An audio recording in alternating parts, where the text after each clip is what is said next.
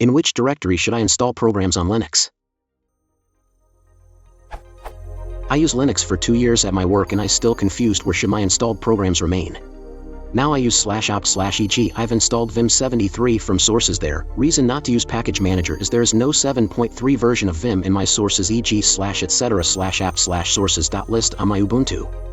But all my programs I installed from sources previously are scattered among FS everywhere, like PHP 5.3.6 remains and /opt/local/PHP 53, Apache and /etc/VLC and /etc/Mutamedia etc.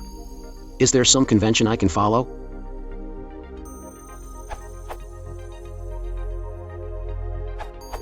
Absolutely. It's called the File System Hierarchy Standard.